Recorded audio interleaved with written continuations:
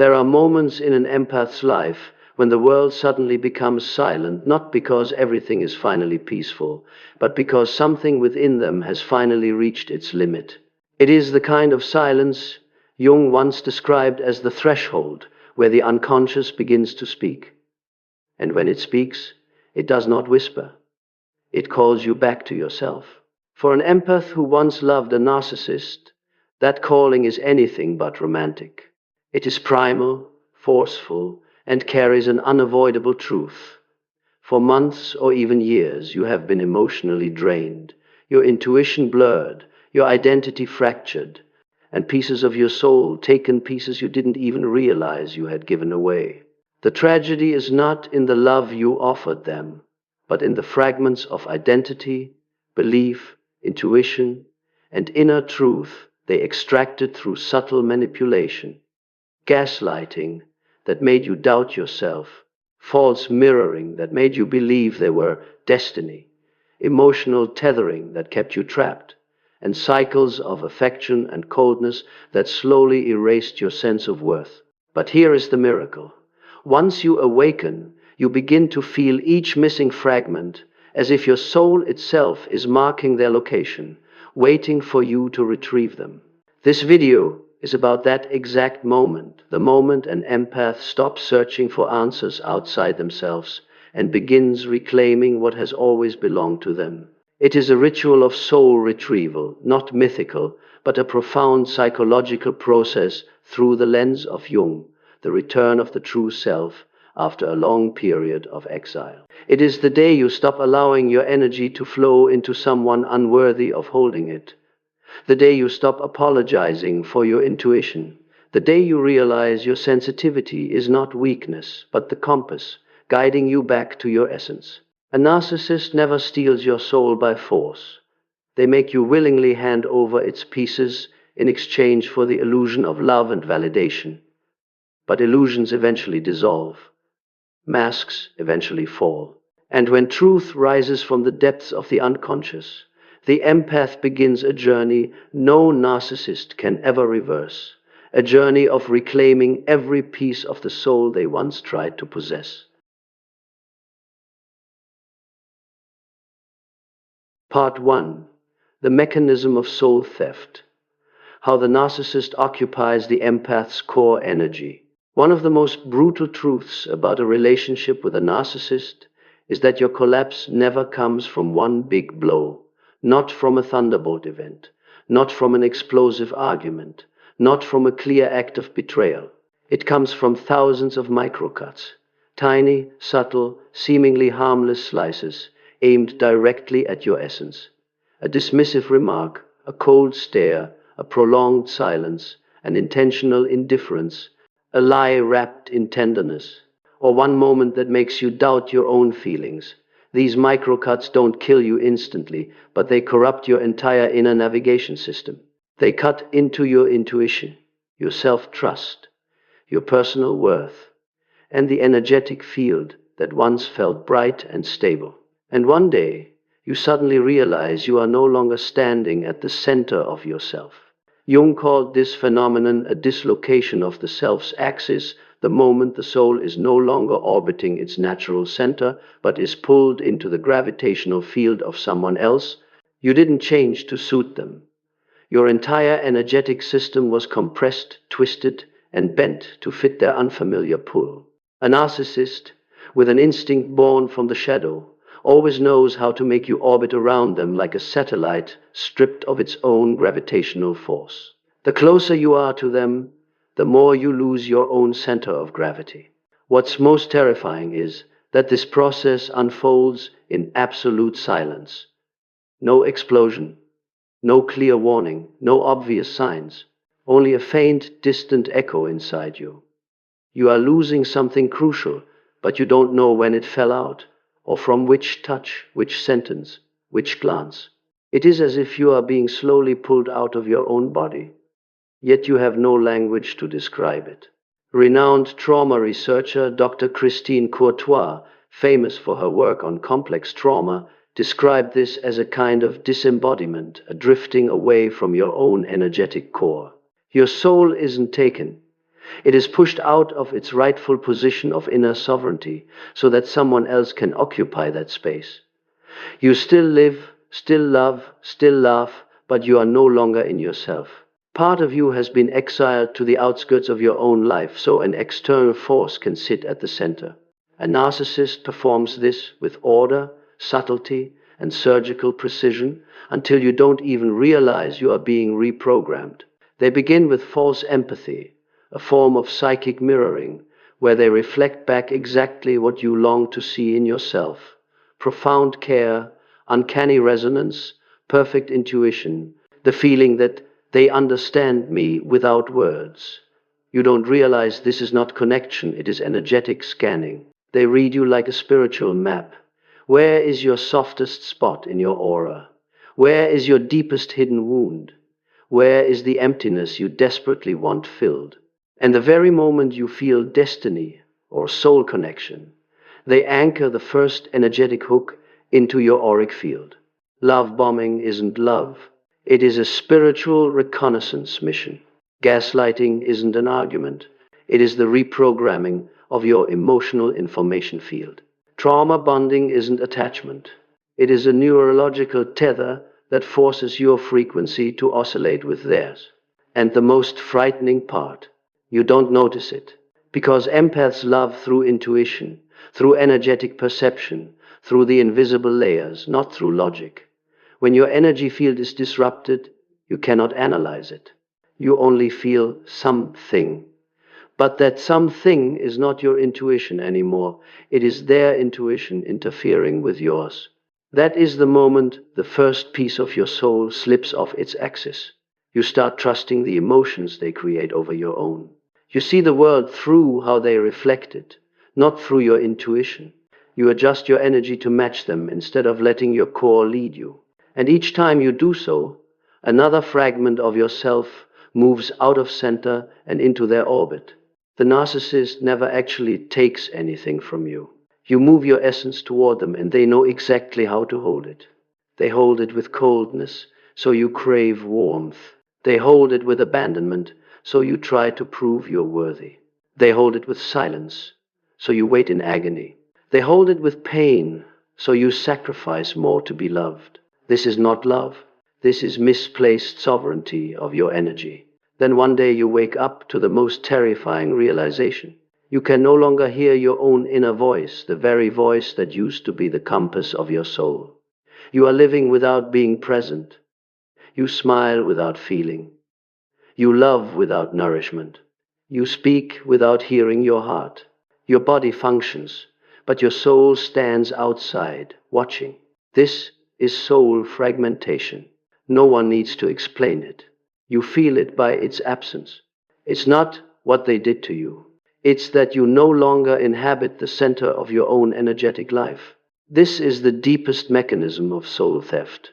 Not that they take your soul, but that they displace it, so they can occupy the sacred space that was always meant to be yours. And it is precisely at this lowest point that the journey of soul retrieval begins. Part 2. Signs of soul fragmentation. When the empath is no longer at their own center. You don't need anyone to tell you your soul has been fragmented. Your body, your intuition, and your energy field have been sending signals for a long time. You just haven't been peaceful enough to hear them. An empath who has been pushed away from their essence does not collapse instantly. They drift away from themselves in a slow, subtle, almost invisible way, until one day the distance is so vast that you can't return with a single step. It's not a loud breaking, it's a quiet cracking woven into daily breaths, in the moments when you thought everything was fine. The first sign always appears at the deepest level. Your intuition weakens in an abnormal way. For an empath, intuition isn't a skill, it is identity. It is the spiritual compass that helps you sense people, energy, boundaries, danger, and love.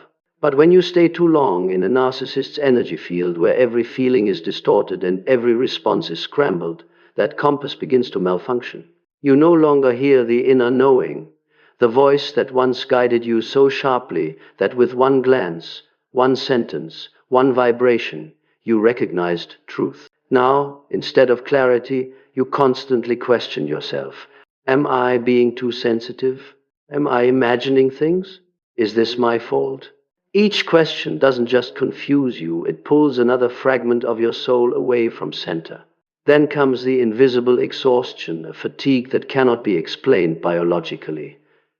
You sleep enough but wake up heavy. You rest, but the exhaustion feels like it sits in your bones. This is energetic fatigue, a form of hollowing, where your life force feels like someone has been plugged into it and draining it continuously. You can still work, laugh, care for others, but there is a baseline emptiness inside, as if a thinner, dimmer version of you is living in your place. Next comes the loss of self-sense. You no longer react the way you used to. You don't know what you truly want. You can't distinguish between your real needs and the responses programmed by fear of losing them.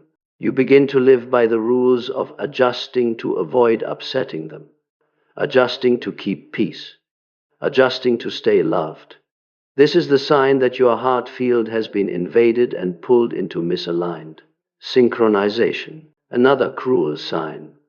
You forget what once mattered to you, dreams that made you happy, habits that nourished your soul, boundaries that protected you, passions that lit you up.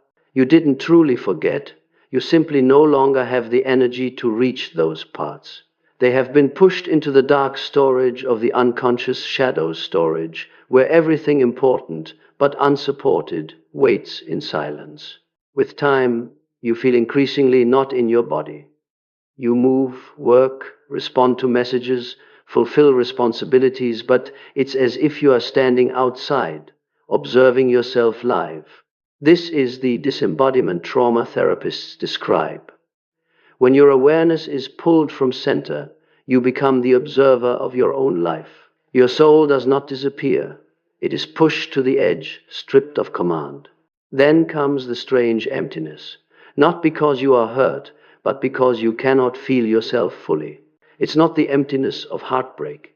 It's the emptiness of soul fragments scattered into the narcissist's hands, believing that if you gave more, softened more, loved more, endured more, you would finally be loved back. But instead of love, you were drained. Another sign. Your emotions sync with theirs. They go cold, you blame yourself.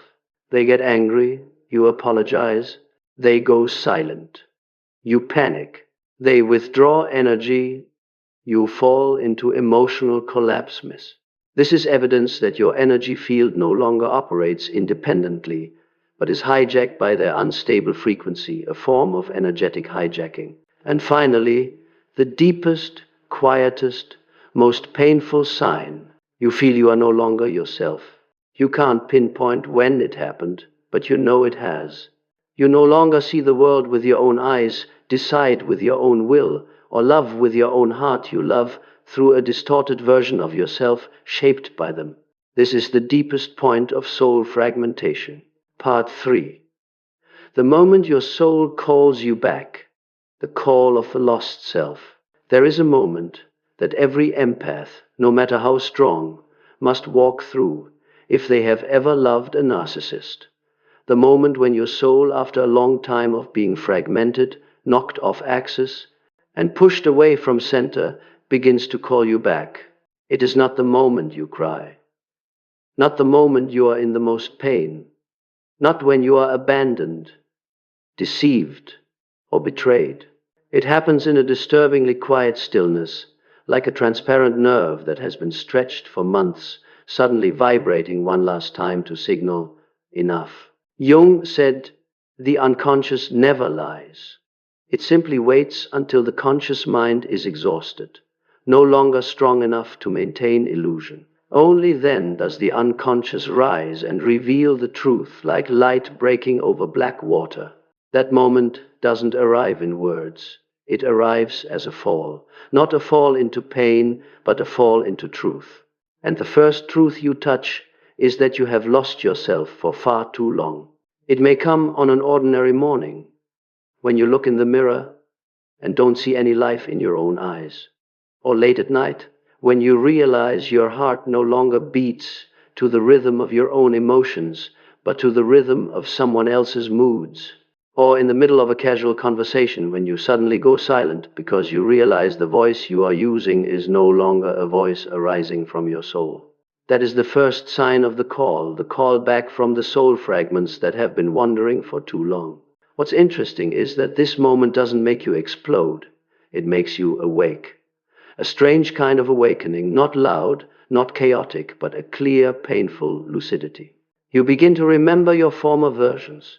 The version who used to laugh without trying, the one who had sharp intuition, who could see someone and know whether to stay or leave, the one who loved from clarity, not from fear, the one who lived without needing anyone's permission to exist. And you realize those versions never disappeared. They are standing inside you, waiting for the day you come back to get them. This is the point Jung calls the uprising of the self. The moment when the true self, though pushed back into the dark, begins to reclaim sovereignty, not through violence, but through the ancient patience of the soul.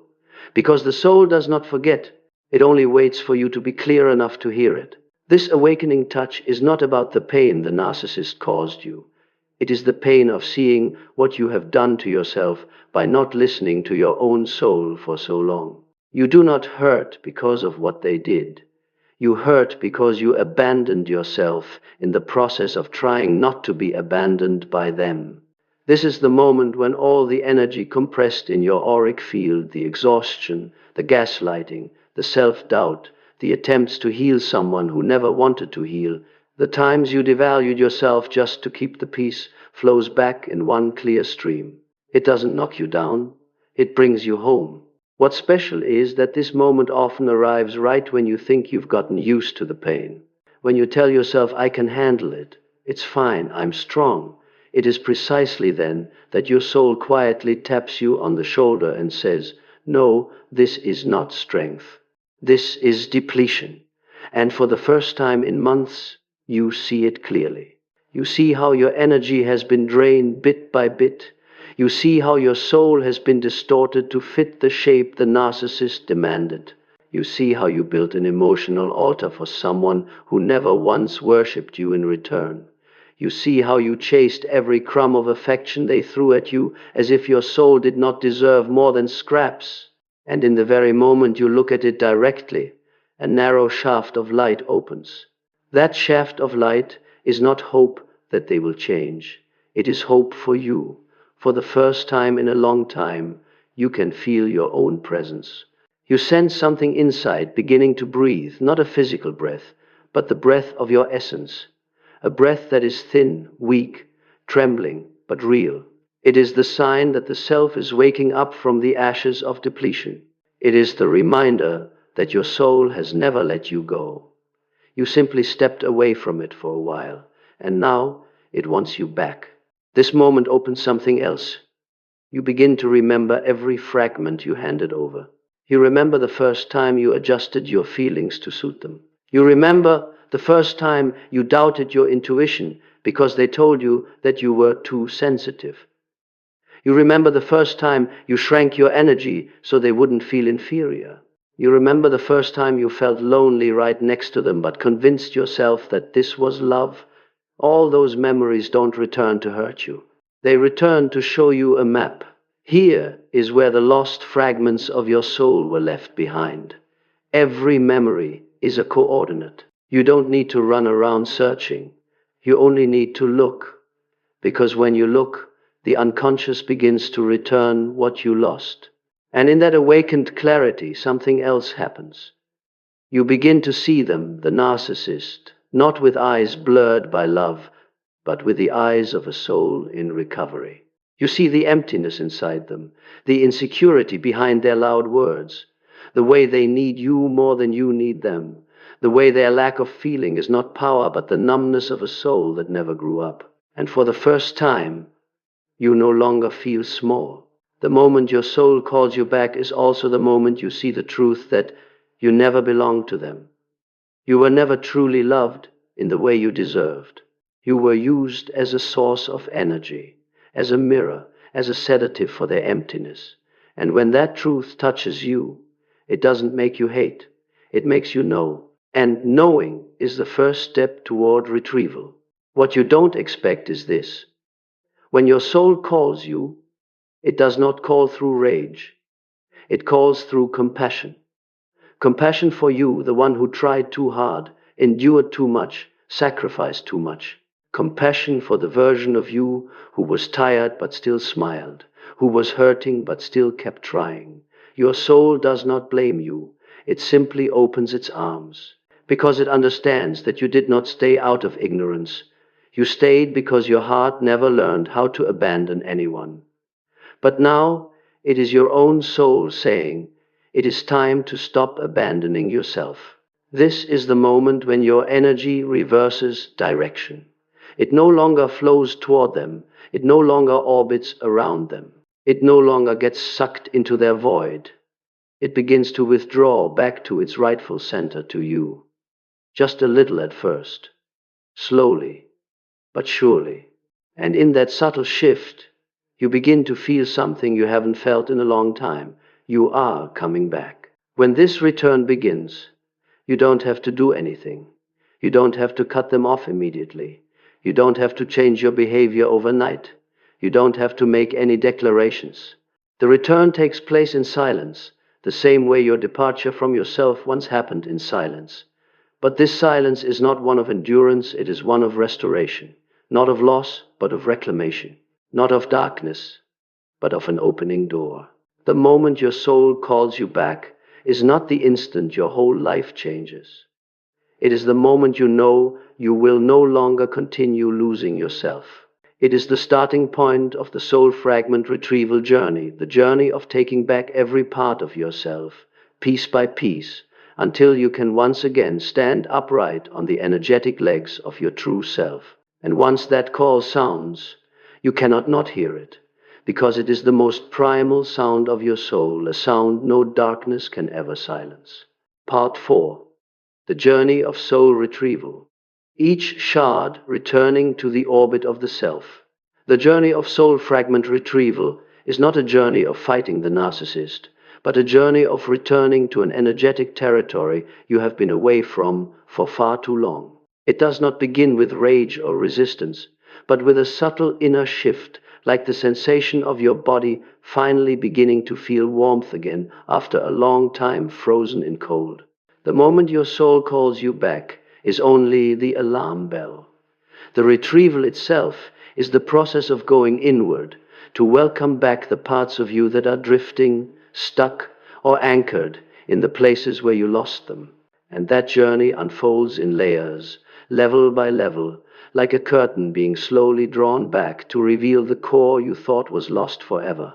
The first step of retrieval is recognition. But this is not recognition through logic. It is recognition through energetic resonance. When you settle down, when you stop sending your energy outward toward others, the soul fragments that were once scattered begin to vibrate within your energy field. You don't see them, but you can feel them. Some vibrate like sadness, some like repressed anger, some like the faint cry of an inner child, and some vibrate only as a quiet, hollow emptiness. Retrieval requires you to feel each of these vibrations as if you were pressing your ear to the chest of your own soul to hear its true heartbeat again. But recognition is only the starting point. The next phase is naming. When you name a soul fragment, you are pulling it toward you. Jung once said, "We cannot heal what we are not willing to face." When you say to yourself, "This is the part of my intuition I once lost. This is the self-respect I handed away. This is the voice I allowed someone else to choke," those parts begin to recognize their anchor point. No longer suspended in someone else's energy field, they start to shift back into their original orbit, slowly but surely, like planets breaking free from the wrong gravitational pull and finding their way back to their true sun. After naming comes the descent into the deepest region, the place where soul fragments are trapped in fear. This is the hardest part, because it requires you to enter memories you've avoided, emotions you've suppressed, and aspects of yourself you felt ashamed to look at. The fear of abandonment, the fear of not being enough, the fear of being belittled, the fear that no one will ever choose you. Soul fragments bound to fear often lie very deep. And to retrieve them, you must say one simple but crucial sentence to them: I am here. When you say this, you are bringing the light of consciousness into the dark of the unconscious, and like a room that has been locked for years, even the smallest beam of light is enough to make it appear again. Then comes the phase of releasing energetic hooks. This is not an act of violent cutting off. It is the gentle untying of invisible cords you once unconsciously attached to the narcissist. Cords of expectation, the need to be acknowledged, the longing to be validated, the illusion that they would change, would finally see you, would love you. When these illusions dissolve, the energetic cords naturally loosen because they no longer have fuel to sustain them. It is not that you let go of them. It is that you let go of the version of yourself that was tightly bound to them. And when this release happens, a new inner space opens up space for your soul fragments to return to. Next is the reintegration phase. This is when those parts of you actually re-enter your energy body. It is like your soul taking a long, deep breath after years of holding itself in. You don't need to force this process. It unfolds naturally when you create enough room for it. You might feel something gently dropping into place, or a warmth spreading out from your chest, or a sudden clarity in your mind. Sometimes it's as simple as waking up one morning and realizing you've regained the ability to feel the small things again: the sunlight, the sound of the wind, the quiet. These are signs that your soul fragments are becoming whole again. And finally, when the major pieces have returned, you enter the phase of self-recreation. This is not a return to your old self. This is the formation of a new version, one who remembers the breakage but is no longer controlled by it, who understands the darkness but is no longer consumed by it, who knows the value of their own energy and will never again give it away unconsciously. This is the version you were always meant to become, had you not been pulled into the orbit of a narcissist. And as this version takes shape, you feel something very clearly. You no longer vibrate at the old frequency. You no longer attract wounded souls in the same way. You are no longer drawn to scarcity-based energy. You no longer want to chase those who do not know how to love.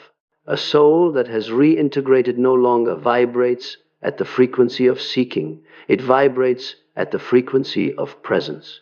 The journey of soul retrieval is one no one can walk for you.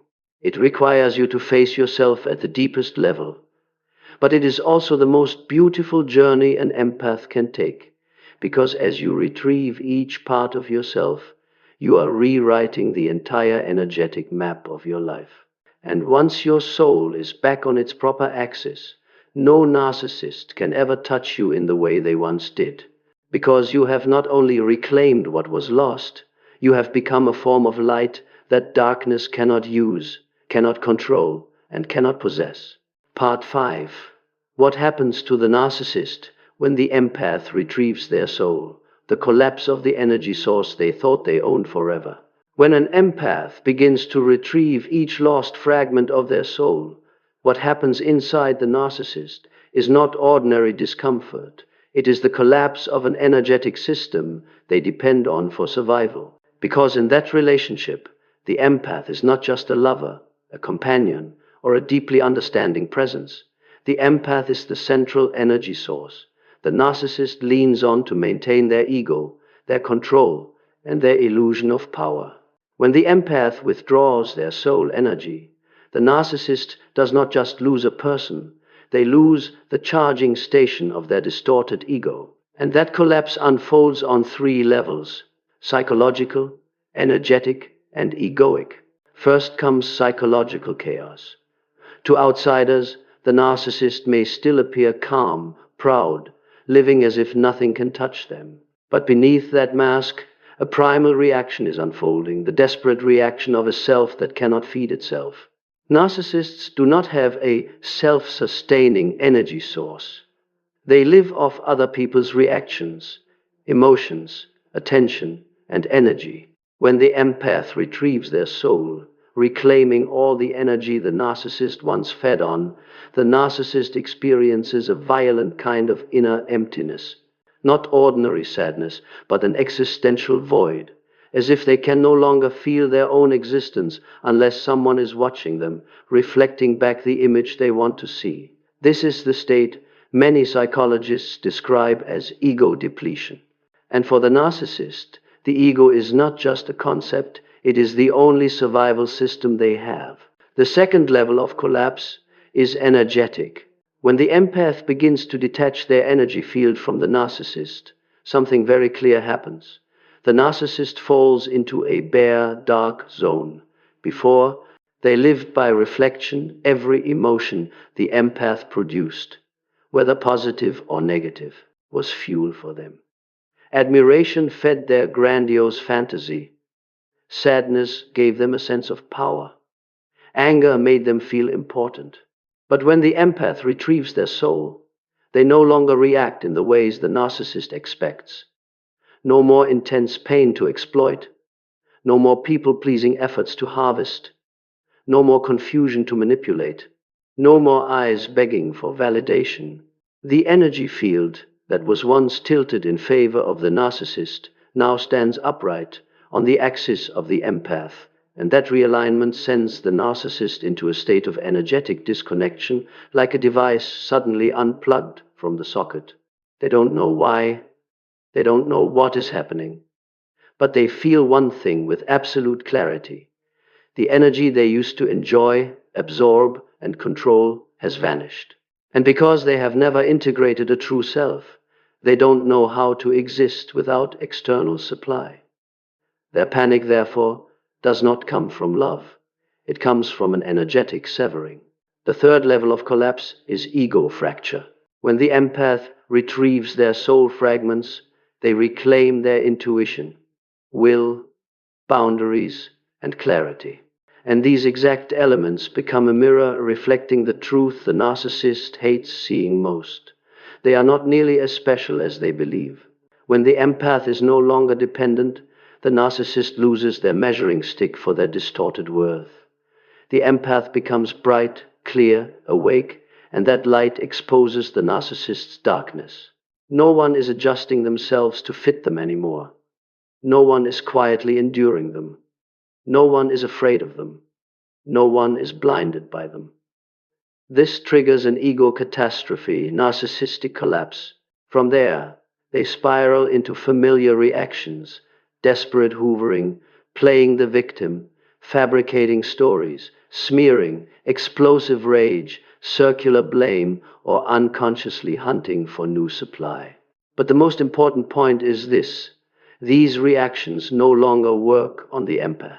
Because the empath has not only left physically, they have left energetically. Once the empath's soul is no longer tied into the narcissist's energetic orbit, the narcissist loses the ability to control or pull them back.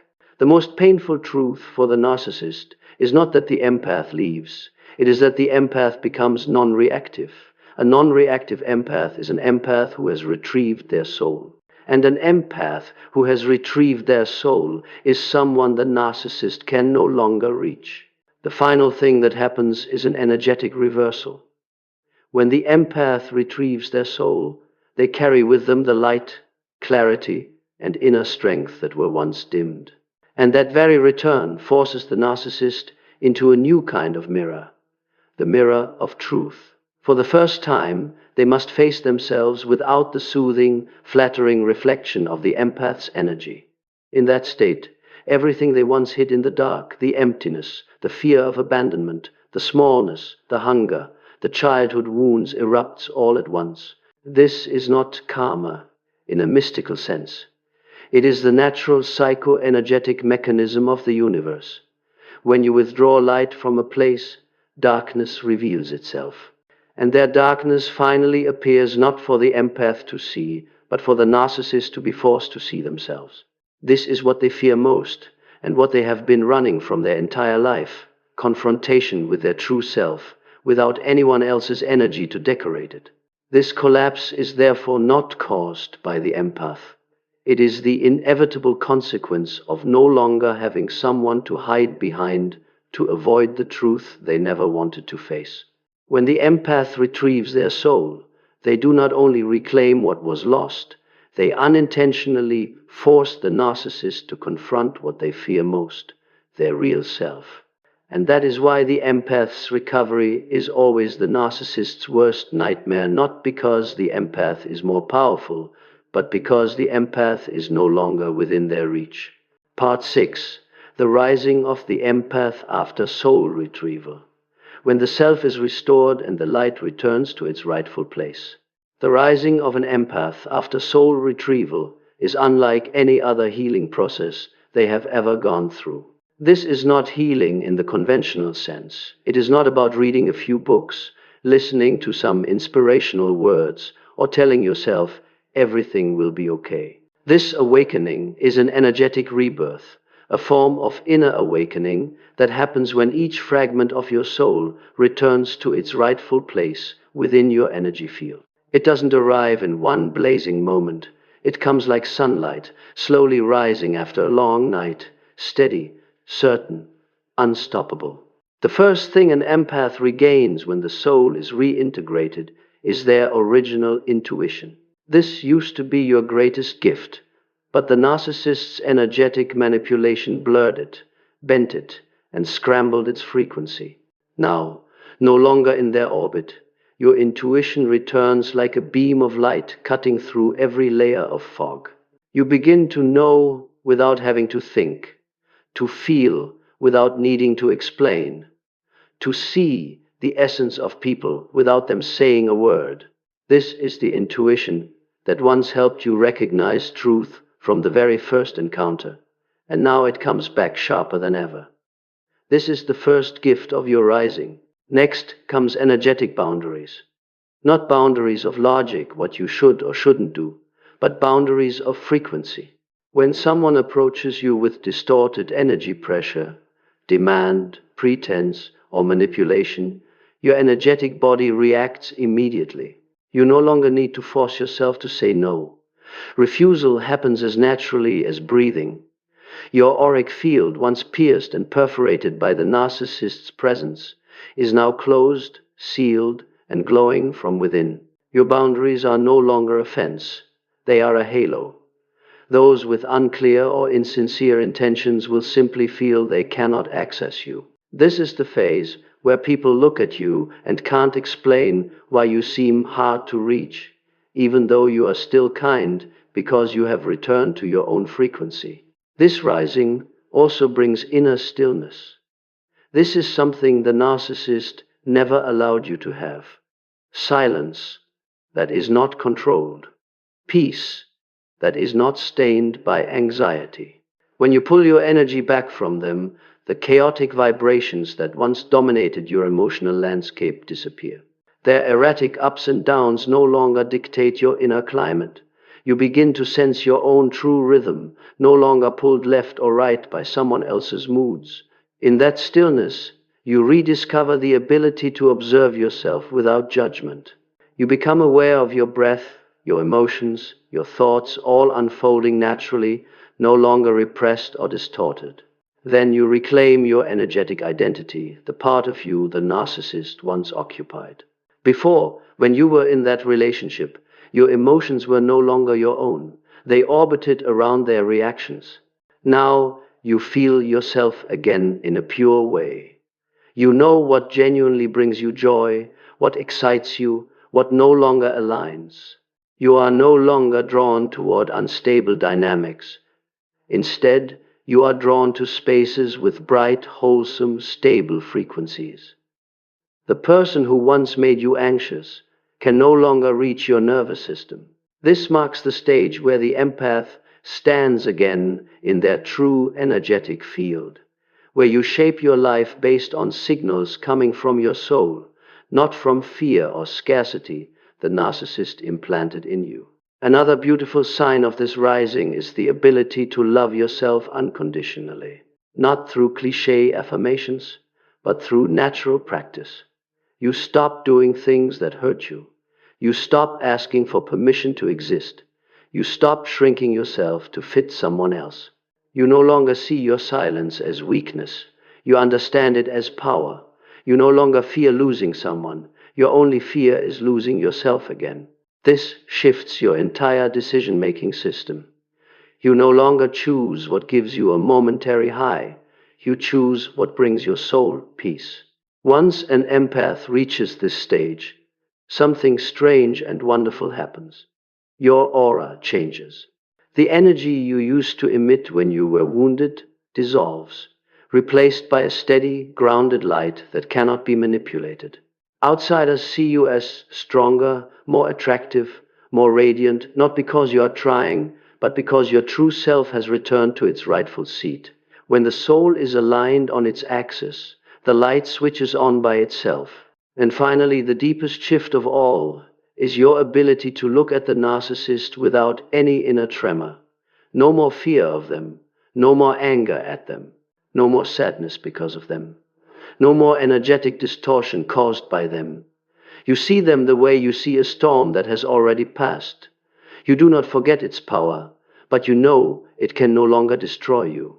This is the moment you are truly free from their karmic field, not by running away, but by rising above.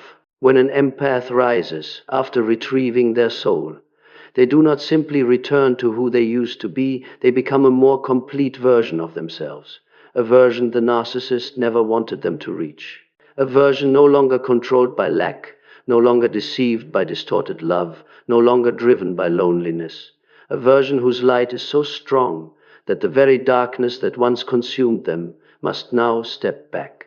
This is the end of the cycle of pain and the beginning of a new journey, living with an intact soul. Part 7. When the soul returns, destiny changes direction. The expansion of the self and the empath's frequency leap. When an empath retrieves their soul and steps into full rising, what changes is not only how they love, live, or see the world, it is the entire trajectory of their destiny. Because a whole soul does not continue walking the old tracks. It begins creating a new orbit. And this new orbit is not just personal. It is an energetic movement that radiates into everything the empath touches afterward. Your rising does not just free you from one toxic relationship. It frees you from an entire mode of existence you had been repeating all your life without realizing it. At the deepest level, empaths are born with a highly sensitive nature and a different capacity for perceiving energy. In the past, that sensitivity was a weakness. When you had no boundaries, it made you easy to pull, easy to melt, easy to give too much. But once your soul is back on axis, that sensitivity turns into intuitive wisdom. What once hurt you now becomes your compass. What once pulled you into darkness now helps you see through the darkness in others without being swallowed by it. Sensitivity is no longer the doorway to your wounds. It becomes the antenna that detects the true frequency of people and situations. This is the first quantum leap in the empath's destiny, from unconscious victim to conscious guide. When an empath reaches this level, something special happens. People, environments, and opportunities that once passed by you without leaving a trace begin to reappear, only now at a higher frequency. You start meeting people with clean hearts, similar journeys, and energies that do not drain you.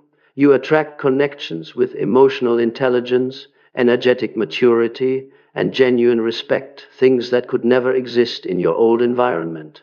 This is not luck. It is the law of energetic resonance. When your frequency changes, you cannot pull in the same old souls anymore. The darkness no longer recognizes you on the level where you once vibrated. The second shift is that your brightened self begins to activate abilities you once abandoned. Not mystical powers, but capacities that belong to you and were buried under other people's chaos. Creativity, focus, deep connection, self-healing, vision, and understanding of others. When you no longer waste energy trying to decode someone who is on the wrong frequency, that energy returns home to build your own life. You no longer live in survival mode. You move into creation mode. This is the shift psychologists often call post-traumatic growth, but for empaths, it goes deeper. It is the rebuilding of the soul from the inside out. Next, the empath enters a state many spiritual traditions call sacred detachment. But don't misunderstand, this is not coldness. It is the absence of resonance with what does not belong to you. You no longer try to prove your worth. You no longer need someone to confirm you. You no longer have to prove your love. You no longer chase anyone. You live in groundedness, a form of inner stability that no narcissist could ever touch. And here is the paradox. When you stop seeking someone to hold on to, mature souls begin seeking you. You become someone others trust, not because you try to be good, but because your light naturally makes them feel safe. But the most important expansion happens in your sense of purpose. When your soul returns to its rightful place, you see clearly that the relationship with the narcissist was not a mistake, it was an initiation. It did not destroy you. It forced you to see parts of yourself that you would never have discovered without being wounded. Many empaths, after going through fragmentation and soul retrieval, step into paths or missions of healing, guidance, creativity, inspiration, or community building. Not because they are trying to save the world, but because their soul now naturally radiates at the frequency of healing. And that light draws in other souls who are trying to find their way out of the dark. When an empath expands into this version of themselves, they become what Jung called the individuated self, the I that has united with the soul and is no longer controlled by the unconscious. A person in this state is no longer pulled into other people's chaos. They move through the world with an inner stillness, and that stillness itself is the strongest declaration that they have come home. And here is what many empaths never expect. When your soul is whole again, you don't just rise, you change the energetic direction of time itself in your life. You no longer live from painful memories. You live from what your soul is moving toward. You are no longer pulled backward, you are drawn forward. Everything that was delayed, right love, right work, right purpose, right opportunities, begins to show up at a pace you've never seen before. Not because the universe suddenly favors you, but because you no longer stand in your own way. At this stage, the empath steps into a profound truth. The narcissist never truly destroyed you. They only forced you to discover how deep your soul really is when it has to walk through darkness. And when you stand here, looking back at what once broke you, you understand. It was all part of the journey home. Part 8. The metaphysics of this journey. The empath, darkness, karma, and the soul cycle from a multidimensional perspective. The journey of an empath through a relationship with a narcissist is not just a psychological story, not just trauma, not just loving the wrong person. It is a metaphysical journey, a migration of the soul through multiple layers of existence, as if the universe had arranged an initiation ritual to move the empath from the realm of collective unconsciousness into the luminous field of the true self. That is why empaths who have loved a narcissist often describe the experience in similar ways. The intensity feels like being pulled into a vortex. The pain feels not of this world. The awakening feels like light climbing up from the bottom of an abyss. Because this is not merely about two people, it is about light and darkness in the spiritual dimension. Jung once said, "The darkness you do not face will become your fate." In the relationship between an empath and a narcissist, the darkness does not come from the other person, it comes from within you. Not a bad darkness, but the darkness of what has not yet been seen. Abandonment, wounds, hurtful memories, limiting beliefs, the lack of safety from childhood, emotions buried deep from having grown up in environments where you had to stay silent to survive. The narcissist is merely a magnifying mirror that brings those cracks to the surface and forces you to face them. They pull you into a realm, Jung, called nigredo, the black phase, the chaotic phase, the stage in which the soul must dissolve in order to be restructured. Without nigredo, there is no albedo, purification, and no rubedo, rebirth. This is why the empath cannot truly avoid this kind of relationship. It is not a curse. It is an initiation. On the soul level, the encounter between the empath and the narcissist almost always carries the imprint of a soul contract, an agreement made in the unconscious, where two souls consent to meet so that one may evolve, and the other is given a chance to confront their own darkness. The irony is, the narcissist almost never completes their side of the lesson, yet they become the perfect catalyst for your awakening. They break your weakest parts so you can rebuild them with the strongest materials. They push you into darkness so you can see the light.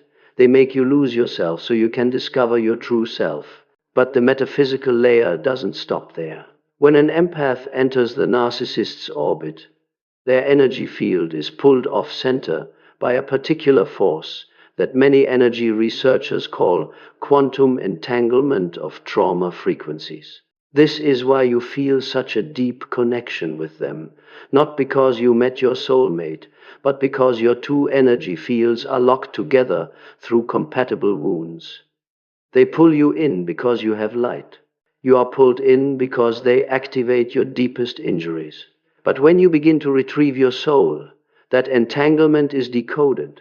The energy returns to wholeness, and the connection that once felt like destiny dissolves into nothingness. On the archetypal level, this relationship activates an ancient cycle between the wounded healer and the shadow trickster. The wounded healer cannot step into their true power without passing through the deepest darkness. The shadow trickster cannot create light, but it knows how to expose it.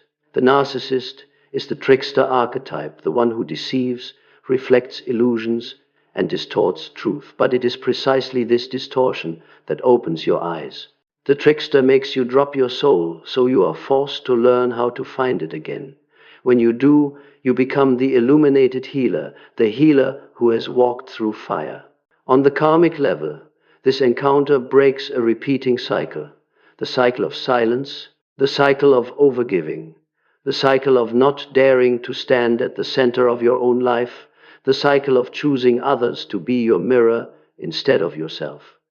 The narcissist comes in to bring closure to a pattern your ancestors, your family system, and your old ego never had the courage to end. When the empath rises, they do not rise only for the present. They rise for an entire stream of energy that has been suppressed. This is why many empaths, after leaving a narcissist, feel as if they are healing for many generations at once. Because that is exactly what is happening. The multidimensional layer of this journey also lies in the transformation of frequency. While you were in that relationship, you vibrated at the frequency of lack, fear, efforting, and chaos. When your soul returns, your frequency leaps into the field of light, clarity, order, intuition, and presence. This frequency jump is so powerful that you no longer belong to your old life track. You step onto a higher timeline where old people cannot follow you. Old situations no longer occur. Old wounds no longer have ground to cling to. You do not simply leave the narcissist. You leave the entire reality that produced that relationship. In the language of soul studies, this is called a soul timeline shift. When the empath retrieves their soul, they step into a timeline where they are no longer the one being pulled into darkness, but the one entrusted with holding light. Not naive light. Light that has been through hell. The most fascinating metaphysical aspect is this. After awakening, the empath no longer attracts narcissists, because your frequency no longer broadcasts into the band of darkness.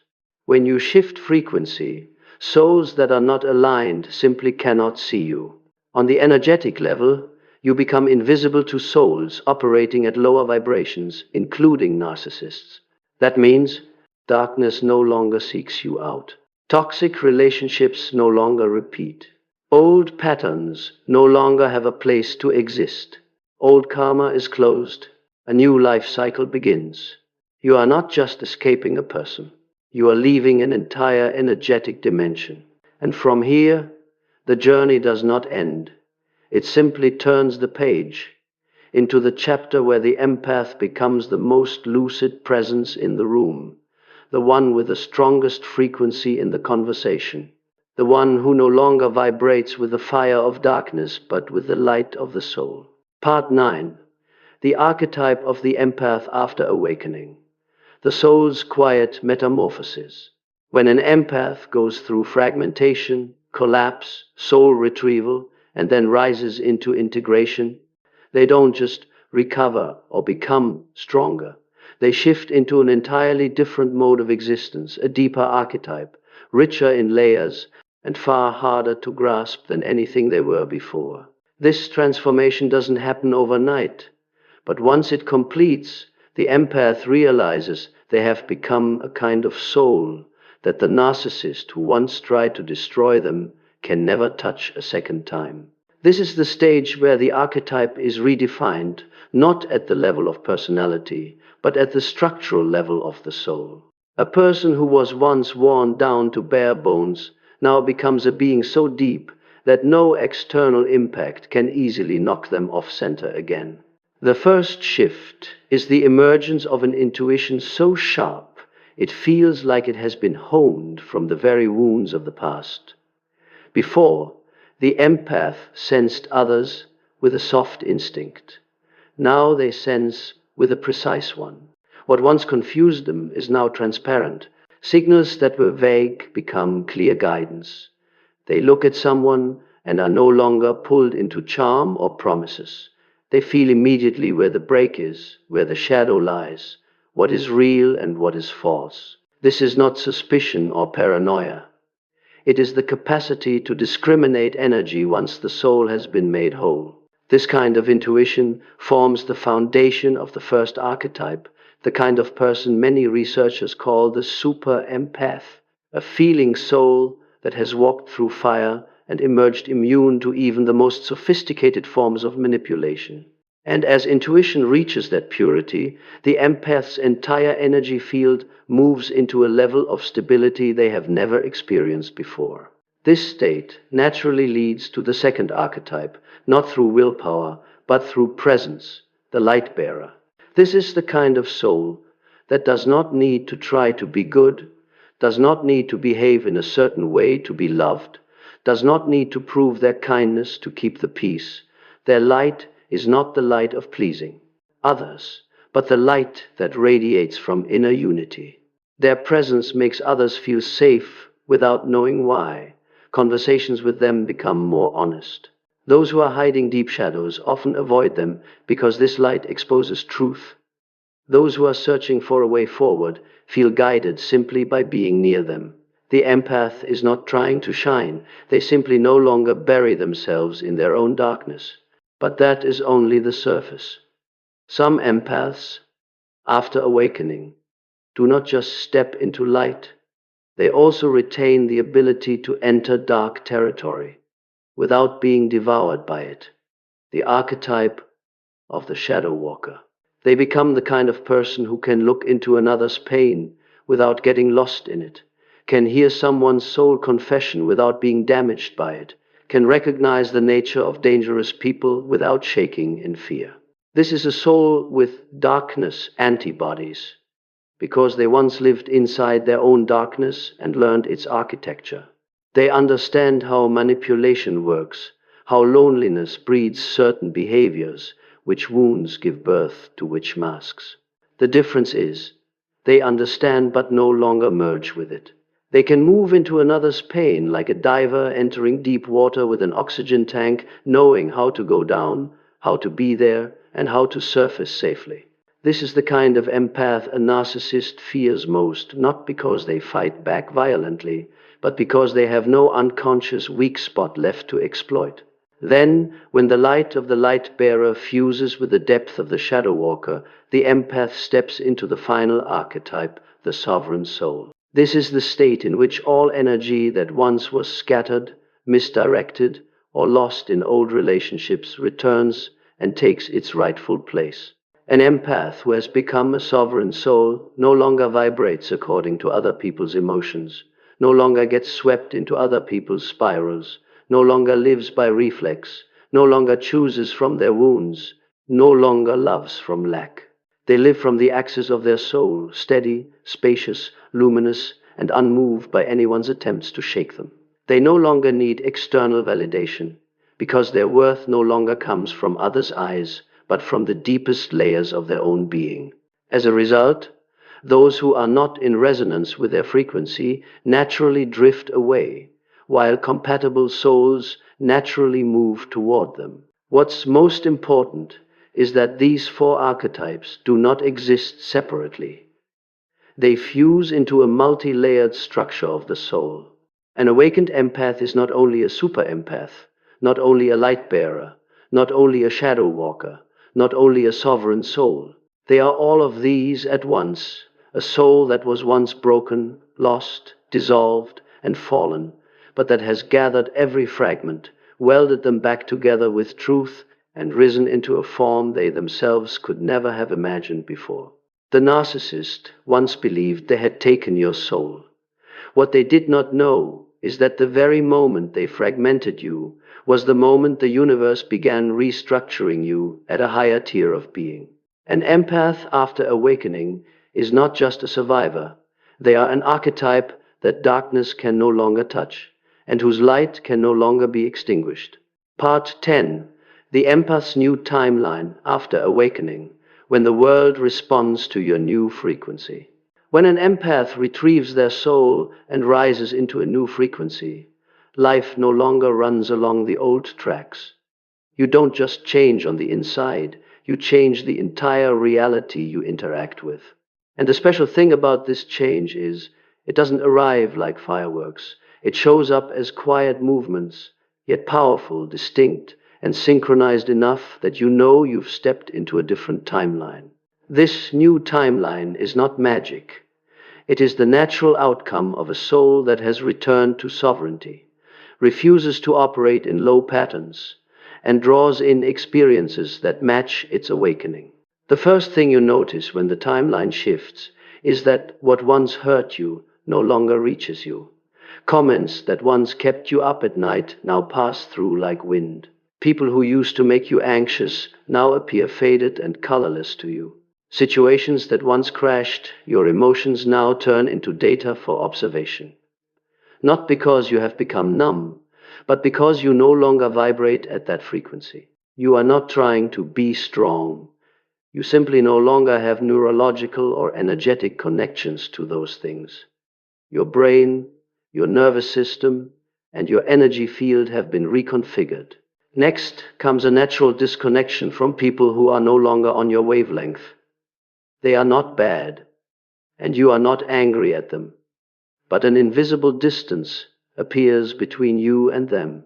You feel you no longer belong in heavy conversations, drama loops, one-sided relationships, or connections that make your heart shrink. You do not abandon them, you simply no longer live in the energetic zone where they exist. This timeline shift is what many energy workers call a soul orbit separation, when you no longer occupy the same experiential layer as those you once walked with. Some people will quietly fade out. Some will slowly drift away. Some will leave abruptly. You do not cling. You do not blame, because your soul knows if they belong in the new timeline, they will find their way to you. If not, they were part of the old chapter. On this timeline, you begin to attract people whose frequencies are compatible, people who do not want to own you, do not need to manipulate you, and do not demand that you make them feel enough. They enter your life gently, clearly, honestly. They don't bond through emotional addiction, but through respect. Not because you suddenly became luckier, but because your light has become so clear that misaligned souls can no longer force their way in. These new relationships, give you a new feeling. So this is what a healthy connection is supposed to feel like. You don't have to sacrifice yourself to keep it. You don't have to stay anxious to maintain it. You don't have to twist yourself to fit it.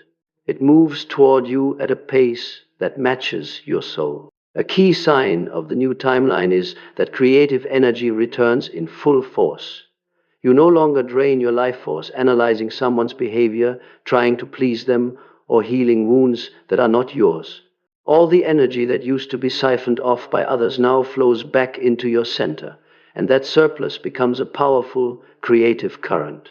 You want to write, learn, build, create, explore, and grow into a larger version of yourself. And you do all of that not driven by fear of loss, but led by the excitement of your soul.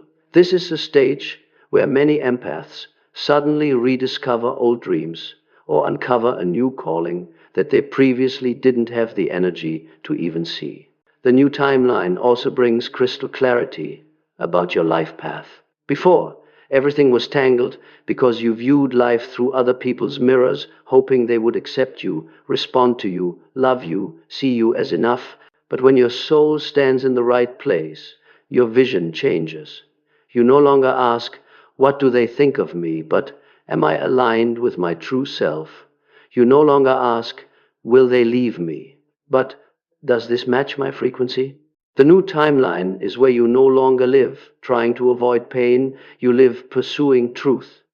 And when you follow truth, your path becomes straight, no more looping, backtracking, or circling the same lessons. Something strange, yet very real, begins to happen. Opportunities you once thought were out of reach start to appear. Not because you suddenly became more talented, but because you stopped limiting yourself with your wounds. When you no longer choose from fear, you begin to choose from power. Those decisions send you down new paths you've never walked, and each path opens doors that the old timeline could never unlock. This is when you feel as if the universe is shifting with you. Not because you are being favored, but because you finally match the frequency your soul was designed to operate on. The most important aspect of the new timeline is this. The narcissist no longer sees you, not because they have forgotten you. They simply cannot connect with you at this frequency. You no longer react to them. You are no longer triggered by them. You are no longer destabilized by them. And the silence inside you becomes like an energetic wall they cannot penetrate, cannot pull you back through, cannot break you with again. You become invisible in their world, and that is the sign you have fully left the old timeline. On this timeline, you don't just live differently, you live authentically. You're not just stronger, you're deeper. You don't just avoid what is wrong, you begin to magnetize what is right. You don't just escape the dark, you stand in the light without fearing its return. Part 11. The final transformation. When the empath becomes the creator of their own reality. When an empath passes through all the layers of fragmentation, healing, rising, and stepping into a new timeline, they enter the final stage of soul maturation, becoming the creator of their own reality. This is not about controlling the outer world. It is about fully mastering the inner world, where every reality is formed before it shows up in physical life. Jung called this the unification of the self, where ego, shadow, intuition, soul, and will no longer scatter in different directions, but align along a single axis, the axis of clarity. In this state, the empath no longer reacts according to external conditions. They respond according to the inner direction of the soul. And this is the shift from being someone who lives in the world to someone who creates their world. The first thing that happens is that the empath is no longer controlled by unconscious triggers. In the past, a small comment could hurt you, a vague attitude could unsettle you, an unpredictable person could throw you into anxiety. But now, your nervous system operates from stability, not because you are forcing yourself to suppress reactions, but because you are no longer wired into the circuits that used to set you off. Psychologists call this the integration state, a state of integration where old patterns are deactivated. But at the level of the soul, it is liberation from karma. You no longer repeat old cycles because you are no longer vibrating at their frequency. As the creator of reality, the empath starts to see every experience that comes into their life as a form of data, no longer something to cling to, no longer something to resist. Someone comes and goes. That is the crossing of two timelines. An opportunity appears and then disappears. That is the filtering of frequencies. A relationship opens or closes. That is the synchronization of souls.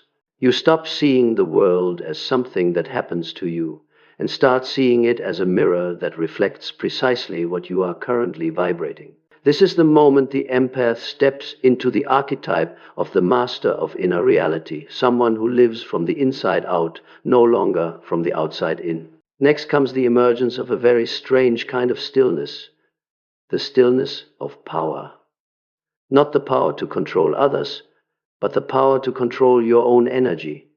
You know when to be silent. You know when to leave. You know when to speak. You know when to refuse. Not because you overthink, but because there is a crystal clear knowing. This does not match my soul. This knowing is no longer guesswork. It is the pure voice of intuition fully restored. The narcissist once manipulated you through your uncertainty. Now you live from an inner certainty no one can blur. When the empath reaches the level of reality creation, they begin to feel synchronicities happening at high speed. Doors open at the right time. People who are good for your soul show up unexpectedly. Messages, signs, opportunities, inspirations, they all come as intentional coincidences. Synchronicity, what Jung described as the activity of the unus mundus, the one world where energy and matter intersect. What you think, life responds to. Where you vibrate, reality rearranges. You do not have to force the universe to listen. The universe has already begun speaking in your language. A very powerful sign of this stage is that the empath no longer absorbs other people's negative energy. In the past, you unconsciously carried everyone's pain inside you. But once you have retrieved your soul and established frequency sovereignty, that absorption mechanism breaks. You still feel other people's energy, but it no longer sticks to you. You see their pain, but do not carry it. You hear their confessions, but are not drained by them. You perceive their darkness, but do not lose your light. This is the state energy practitioners call empath shield activation, the activation of the soul's natural shield. You are not trying to protect yourself. Your energy protects you on its own. At this point, the empath steps into the most important phase, choosing reality consciously. You start making decisions that are no longer driven by fear, loneliness, scarcity, or the effort to be loved. You choose according to the truth inside, and that inner truth leads you to experiences that match your soul. You no longer seek love to fill a void. You choose love that resonates with wholeness. You no longer choose work just to survive. You choose work that lets your soul bloom. You no longer choose friends just so you won't be alone. You choose compatible souls that form an energy-based community. Every decision you make from this point on builds another layer of the new reality, a reality that doesn't pull you down, doesn't wear you out, and doesn't make you lose yourself. And finally, the empath realizes a truth they have been searching for a very long time. You are not simply the one who was hurt by a narcissist. You are the one the universe led through darkness to awaken the power you were born with. They did not destroy you. They opened a door for you to see parts of your soul you had forgotten. And when you retrieve them, you become the kind of soul the narcissist never wanted you to become. You become the creator of your own reality. You become someone darkness cannot dim. You become someone the old timeline cannot hold. You become the person your soul has been waiting for all along. When an empath completes the journey of fragmentation, breakdown, retrieval, rising, expansion, timeline shift, and reality mastery. They come to a realization no one ever told them before. This was never really a story about the narcissist, nor just a story about loss, nor a story about weakness.